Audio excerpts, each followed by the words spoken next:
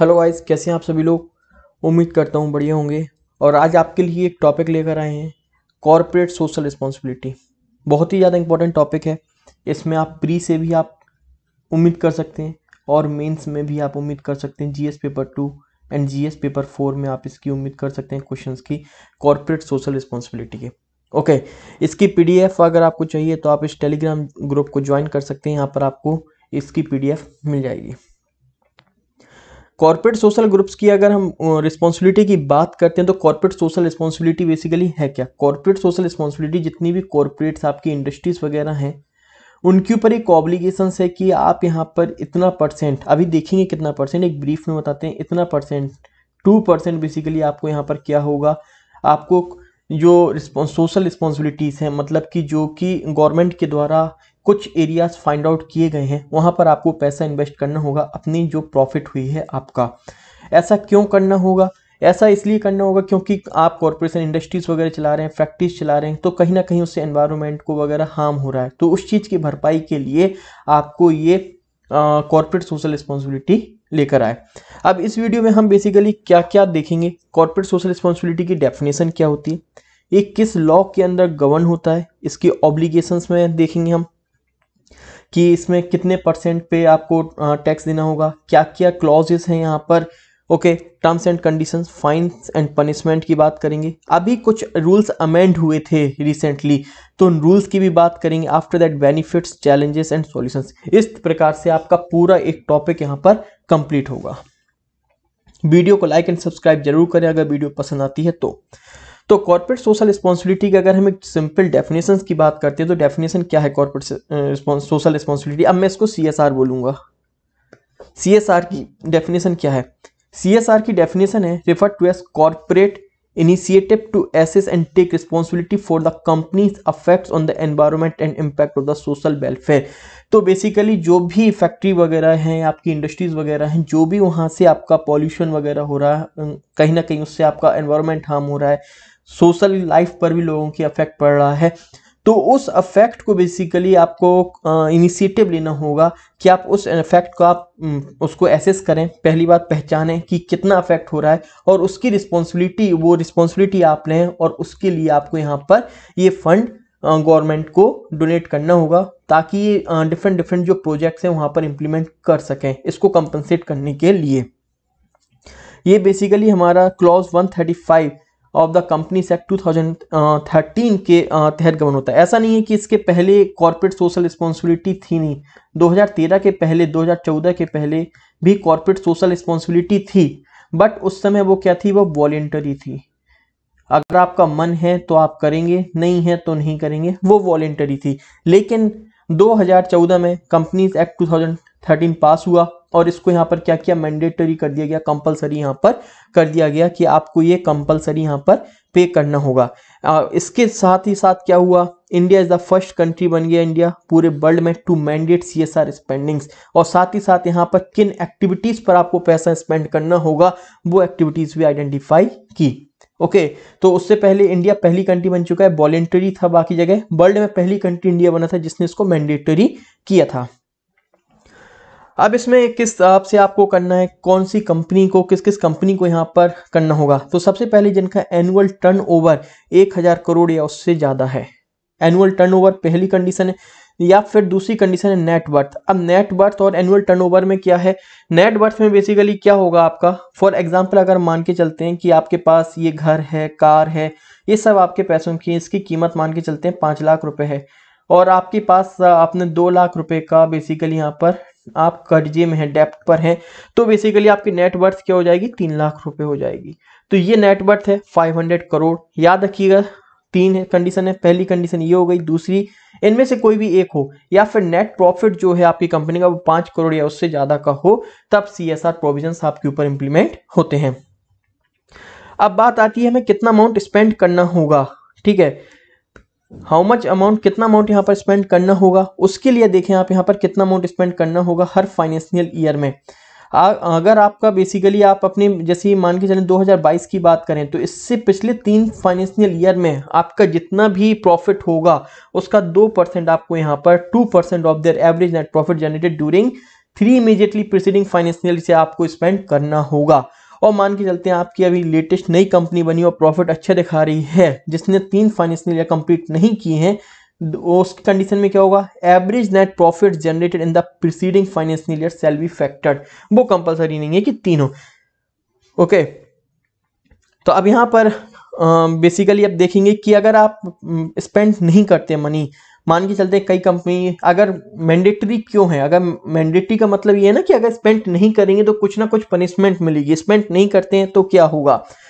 Okay, spend ना करने पर आपने कोई एक अमाउंट है उसको आपने निकाल दिया, फॉर एग्जांपल 2 लाख रुपए आपने निकाल दिए कि मुझे सीएसआर एक्टिविटीज़ में स्पेंड करने हैं, लेकिन आपको सीएसआर एक्टिविटीज़ कहाँ पर स्पेंड करने हैं वो आप कर ही नहीं पाए स्पेंड, तो वो क्या होगा, 30 दिन के अंदर वो पैसा आपका पार्क हो जाएगा एक स्पेशल अकाउंट में जो कि प्रिस्क्राइब किया गया है इसमें। ठीक है, एक आपका स्पेशल अकाउंट पहले से बन जाएगा, मान के चलें सीएसआर जो भी कंपनी हो उस नाम से। तो अगर आप स्पेंड नहीं कर पाते हैं तो वो पैसा आप यूज नहीं कर सकते हो, वो आपका यहाँ पे पार्क हो जाएगा, आपको सीएसआर एक्टिविटीज में ही वो पैसा यूज करना होगा। ओके, अगर आप फिर भी यूज नहीं कर पाते हैं तो फिर कहीं ना कहीं क्या होगा, वो पैसा अंडर शेड्यूल 7 जो कि आपका सीएसआर एक्टिविटीज का है, आप इन फंड्स में यहाँ पर इस पैसे को डाल सकते हैं। करेक्ट। पीडीएफ के लिए आप टेलीग्राम ग्रुप को ज्वाइन कर सकते हो, वहाँ पर आपको पीडीएफ मिल जाएंगी। ये कुछ एक्टिविटीज़ बताई गई हैं कि जहाँ पर आप हंगर प्रॉपर्टी के लिए कोई स्टेप ले सकते हैं, पॉवर्टी के लिए कि किस तरीके से आपने यहाँ पे पैसा खर्च किया, एजुकेशन के लिए, जेंडर इक्वालिटी के लिए, एम्पावरिंग वुमेन्स के लिए, या फिर वायरस वगैरह, एड्स वगैरह के लिए, आप अदर डिसीजेस के लिए, एनवायरनमेंट सस्टेनेबिलिटी के लिए भी आप स्टेप ले सकते हैं, या फिर prime minister national relief fund में भी पैसा कंट्रीब्यूट कर सकते हैं। ये सीएसआर एक्टिविटीज़ यहाँ पर बेसिकली यहाँ पर बताई गई है। ओके, तो ये आप welfare of social schedule caste socio economic development के लिए आप पैसा आप यहाँ पर खर्च कर सकते हैं। अभी रिसेंटली क्या हुआ है, कुछ नए रूल्स आए हैं। अब वो नए रूल्स क्या हैं वो देख लेते हैं। गवर्नमेंट भी बड़ी समझदार हो गई है। ओके, सो गवर्नमेंट ने क्या कहा है, गवर्नमेंट ने यहाँ पे कुछ चीज़ों को एक्सक्लूड किया है। अब वो एक्सक्लूजन क्या है वो देख लेते हैं हम। यहाँ पर गवर्नमेंट ने एक्सक्लूड किए हैं वो सारी activities in pursuance of the normal course of the business of the company. मतलब कि मान के चलें कि आपने अपने बिजनेस में, ठीक है, आपको फॉर एग्जांपल आपको अभी जैसे कि प्लास्टिक हटाना है, ठीक है, या फिर अमूल का ले लें, प्लास्टिक हटानी है, ठीक है, फॉर एग्जांपल ले रहा हूँ मैं, दूध की थैली हटानी, तो उन्होंने इसको प्लास्टिक हटाने के लिए कोई और यहाँ पर सोर्स लेकर आए, ठीक है, और उन्होंने कहा कि ये पैसा मैंने यहाँ इन्वेस्ट किया है। जैसे कि यहाँ पर आप देखें एनवायरनमेंट सस्टेनेबिलिटी के लिए एक्टिविटीज़ में कहा है पैसा खर्च करना है, तो मैंने उसमें लगा दिया है। तो गवर्नमेंट ने कहा भाई अब ऐसा नहीं चलेगा, ये तो आपके बिजनेस में होना है ही, ये तो किसी ना किसी और लॉ के अंडर ये सारी चीज़ें कवर अप होनी है। तो ऐसा नहीं चलेगा कि आपने अपने बिजनेस के लिए पैसा लगाया और कहीं ना कहीं दिखा दिया कि वो मैंने एनवायरनमेंट सस्टेनेबिलिटी के लिए दिखाया, तो वो नहीं माना जाएगा, ये कहा गया। एक एक्सेप्शन यहाँ पर लिया गया है। वो एक्सेप्शन क्या है बेसिकली, कि अगर कोई भी कंपनी आपकी R&D में लगी है न्यू वैक्सीन के, ड्रग्स के या मेडिकल डिवाइसेस में in the normal course of business में भी, तब भी for covid in 3 financial year के लिए उसको एक्सेप्शन दिया गया है कि वो हम मान लेंगे कि वो आपका CSR एक्टिविटीज में है। तीसरा यहाँ पर वो सारी एक्टिविटीज़ यहाँ पर गवर्नमेंट ने कहा है कि जो इंडिया के आउटसाइड होती हैं वो CSR एक्टिविटीज़ में कवर अप नहीं की जाएंगी, एक्सेप्ट कोई नेशनल या इंटरनेशनल लेवल स्पोर्ट्स पर्सन की आप ट्रेनिंग वगैरह के लिए ले रहे हैं। तो जो पैसा CSR का होगा वो आपको इंडिया के अंदर ही खर्च करना पड़ेगा, आप आउट ऑफ इंडिया खर्च करोगे वो CSR एक्टिविटीज़ में मान्य नहीं है। फोर्थ क्या कहता है, किसी पॉलिटिकल पार्टी को आप कंट्रीब्यूट कर रहे हैं और वहां पर दिखाएं कि CSR एक्टिविटीज है तो वो भी आपका नहीं माना जाएगा।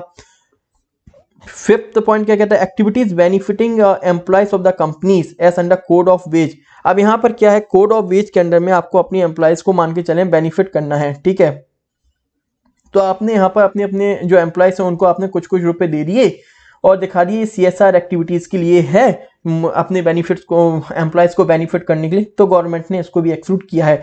तो गवर्नमेंट ने बहुत अच्छा ट्रांसपेरेंसी लेकर आया है, यहाँ पर पूरा एक विथआउट कोशिश की है कि लूप होल्स ना हो, यहाँ पर क्लियरली सारी एक्टिविटीज यहाँ पर बताई गई हैं। ओके, 6th पॉइंट क्या है, activity supported by the company on sponsorship basis for driving market benefit for its product and services. वो सारी एक्टिविटीज जिससे आप अपने प्रोडक्ट्स की या सर्विस की मार्केटिंग कर रहे हैं तो वो भी आपकी CSR एक्टिविटीज में इंक्लूड नहीं होंगी। या फिर वो सारी ऑब्लिगेशन जो आपको किसी और लॉ के अंडर वो आपको फुलफिल करने हैं, तो वो सारी चीजें भी CSR एक्टिविटीज में नहीं होंगी। आफ्टर दैट यहाँ पर कहा गया है कि मैंडेटरी रजिस्ट्रेशन आपको यहाँ पर करवाना होगा। 1 अप्रैल 2021 के पहले आपको मैंडेटरी यहाँ पर रजिस्ट्रेशन कराना होगा।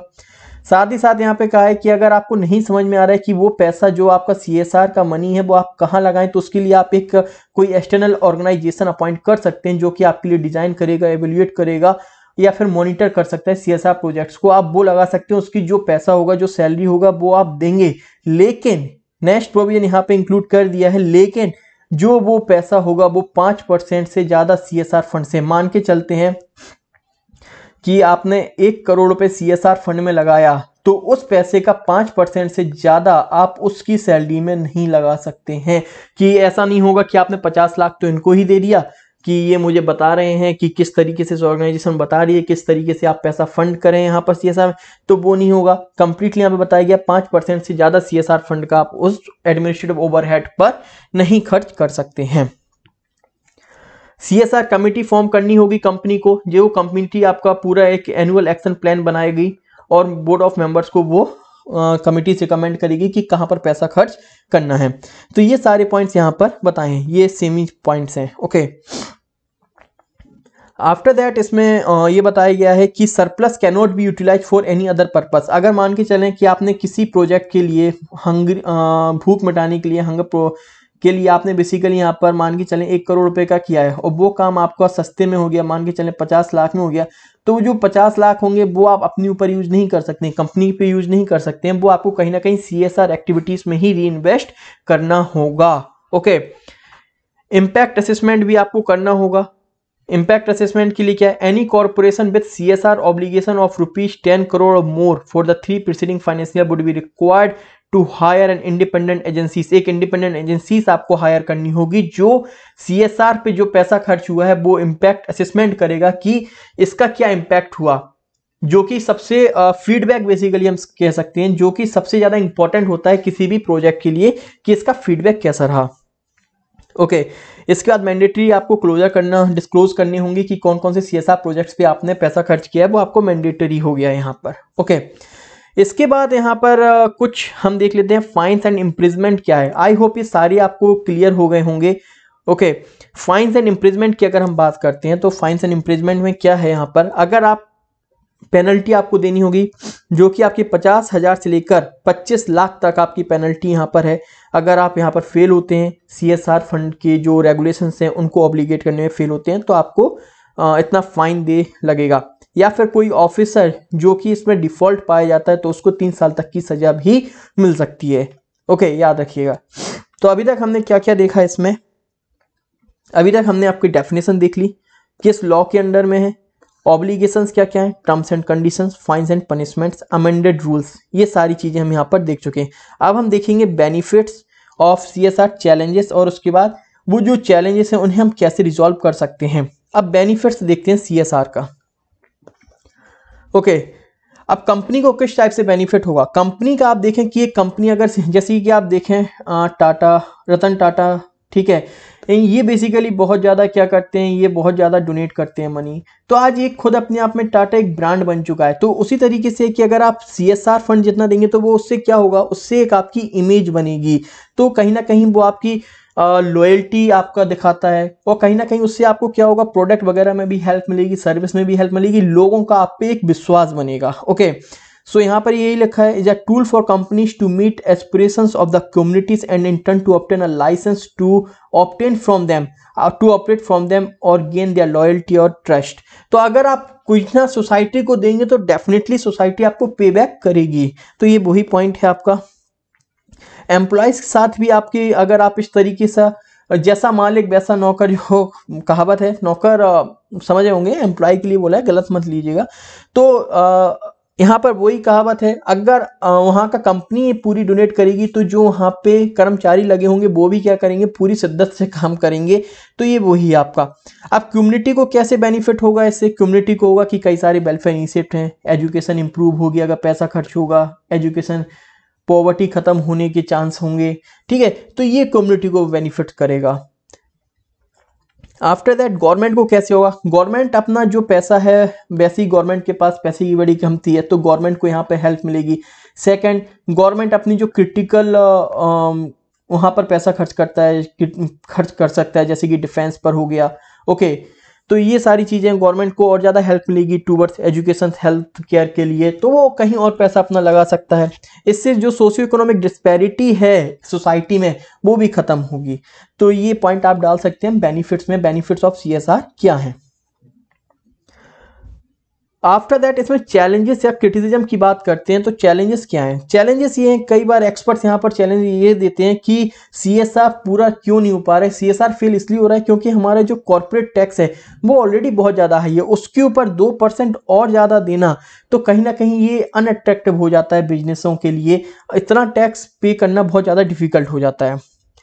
Second, skewed pattern of spending. अब यहाँ पर स्पेंडिंग में क्या है, बेसिकली आप देखेंगे तो एक कॉमन सी बात होगी, एजुकेशन पे स्पेंड करना है, हेल्थ केयर पे, लेकिन इसके अलावा भी कई सारे जो केसेस हैं, जैसे कि हंगर के लिए आप पैसा स्पेंड कर सकते हैं, तो माल न्यूट्रिशन के लिए पैसा खर्च करना, यहाँ पर ध्यान नहीं दिया जा रहा है, तो कुछ ही चीज़ों पर पैसा खर्च हो रहा है, ऐसी फाइंडिंग्स है यहाँ पर। ओके, जैसे कि इसमें बताया गया है 40% ऑफ द सीएसआर जो है वो अपना एजुकेशन पर खर्च हो रहा है एंड हेल्थ केयर पर, ठीक है। और जो हंगर को ख़त्म करने के लिए सिर्फ 5% सीएसआर का पैसा खर्च हो रहा है, तो ये पॉइंट आप डाल सकते हैं। रीजनल डिस्पैरिटी, सबसे ज़्यादा आप देखेंगे तो सबसे ज़्यादा बेसिकली कहाँ पर सीएसआर देखेंगे, कहाँ पर कंपनियां हैं, एमएनसीज वगैरह कहाँ पर है, महाराष्ट्र, गुजरात, आंध्र प्रदेश, तो इन्हीं रीजन्स पर आपका सीएसआर है, रीजनल डिस्पैरिटी। जबकि नॉर्थ ईस्ट वगैरह बहुत ज़्यादा अनडेवलप्ड है, तो वहाँ पर सबसे ज़्यादा पैसा खर्च होना चाहिए, लेकिन पैसा कहाँ खर्च हो रहा है, इन रीजन्स में खर्च हो रहा है, क्योंकि एमएनसीज यहाँ पर बहुत ज़्यादा है। तो एक पॉइंट ये है। Second, non compliance. Non compliance का क्या है, बेसिकली ये केपीएमजी सर्वे हुआ था, वहां पर पाया गया कि 100 कंपनियों का उन्होंने सर्वे किया था, उसमें से 50% कंपनीज ने बेसिकली जो सीएसआर का मैंडेटेड अमाउंट है वो खर्च नहीं किया है। ओके, तो यहाँ गवर्नमेंट का फेलियर है, ये खर्च नहीं किया है, तो गवर्नमेंट इस चीज को इंफ्रास्ट्रक्चर प्रॉब्लम है फाइंड आउट नहीं कर पा रही है। Difficulty in finding the implementing agencies. Difficulty एक ये भी आ रही है कि इंप्लीमेंटिंग कोई प्रोजेक्ट है उसको इंप्लीमेंट कौन सी एजेंसी कर रही है, तो ये भी एक डिफिकल्टीज है। कई प्रोजेक्ट्स अब बहुत लंबे समय तक बेसिकली क्या होता है, रुकना पड़ जाता है, तो वहाँ पर और ज़्यादा पैसा खर्च हो रहा है, तो वो भी एक हमारे यहाँ पर है। अब धीरे धीरे वो चीज़ें सॉल्व हो रही हैं। Problems with the legislation. Legislation कई सारी ऊपर पॉइंट्स दिए हैं, कई सारी क्लॉजेस दिए हैं, लेकिन क्लियरिटी नहीं है, कई शब्द ऐसे वैल्यू सब हैं जिनको आप लूप होल्स के रूप में यूज़ कर पा रहे हैं, तो वो प्रॉब्लम्स विद द लेजिस्लेशन भी है। और चीटिंग एंड इकोनॉमिक टाइम्स। अभी इसमें क्या हो रहा है, कई सारी कंपनीज क्या होती हैं, कई सारी कंपनीज जो भी चैरिटेबल ट्रस्ट वगैरह हैं गवर्नमेंट को दिखाने के लिए उनको पैसा दे देती है। मान के चलें कोई कंपनी है ए, उसने चैरिटेबल ट्रस्ट को यहाँ पर पैसा दे दिया, बाद में क्या होगा, इनसे कुछ पैसा दे देते हैं, बाकी पैसा इनसे ले लेते हैं, तो ये एक बेसिकली फ्रॉड टाइप का चल रहा है।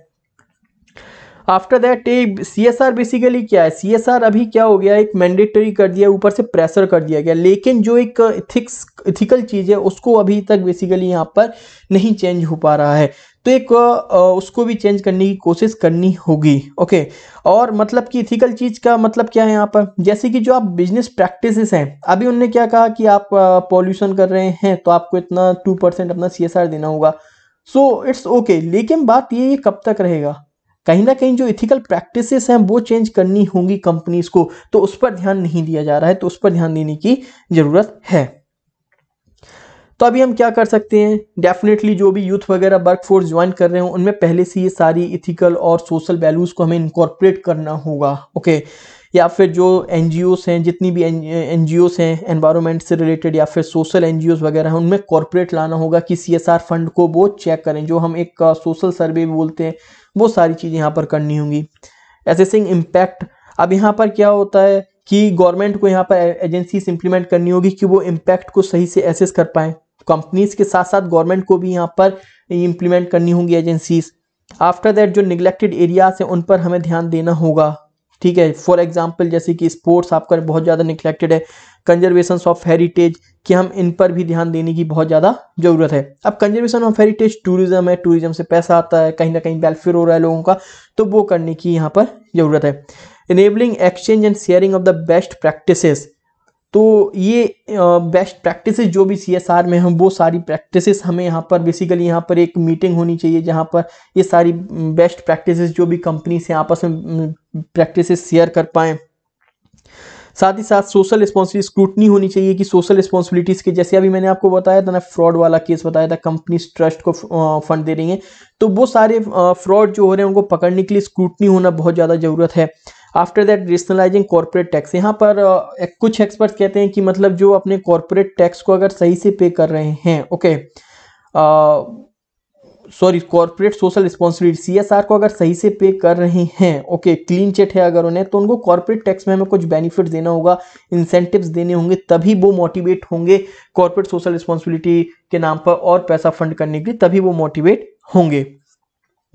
तो CSR बेसिकली आप यहाँ पर एक क्वेश्चन लिख सकते हैं, corporate social responsibility is a significant tool for encouraging ethical business and practices and for bridging the socio economic divides in the country, evaluate.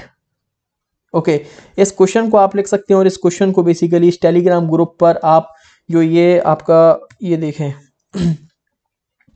इस टेलीग्राम ग्रुप को आप बेसिकली अगर इस टेलीग्राम ग्रुप पे आप भेजेंगे तो इसको मैं इसको फीडबैक दूंगा इस पर, आप इसको ये ज्वाइन कर सकते हैं। यहाँ पर PDF भी आपको मिल जाएगी। और वीडियो पसंद आती है तो लाइक एंड सब्सक्राइब जरूर करें। And guys, thank you so much.